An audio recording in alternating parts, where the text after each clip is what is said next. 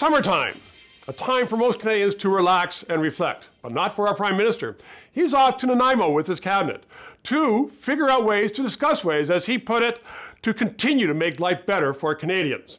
But he couldn't wait for the cabinet meeting to make this announcement about a national holiday, a statutory holiday, for honoring those caught up in residential school system. A day of holiday, a day of glee for that. Doesn't seem to augur well. And making life better? Perhaps only for the federal civil servants to get a day off with pay.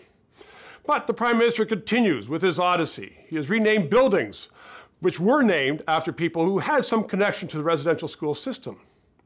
What about an airport in Montreal?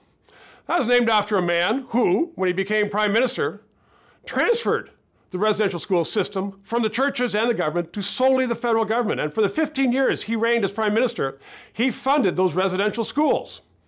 Pierre Elliott Trudeau, he sponsored those schools. But let's just also look at what's going on. That is a cheap political remembrance, if you will. But other governments, particularly the one in Victoria, where the Prime Minister is going nearby when he has his cabinet retreat, they took down the statue of Sir John A. Macdonald. It was hurtful, it was painful about residential schools. So we have some governments who are trying to erase history. The teachers in Ontario passed a resolution saying, we don't want any reference to Sir John A. Macdonald. It was hurtful, it's painful. Something like the Quebec government, which has erased any fact of Pierre Laporte, who was murdered by the separatists. That's no longer in the textbooks. They're trying to erase history. It doesn't augur well for a society that wants to erase history. Germany has not erased the history of the Nazis. And to remember it in a sober way does well.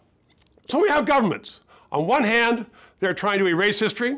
On the other hand, they have some cheap political tricks to try to get votes.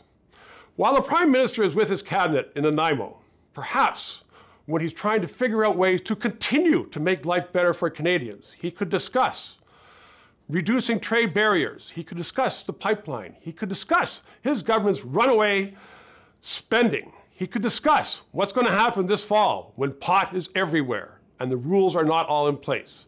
Those are issues that could make life better for Canadians, not cheap political tricks.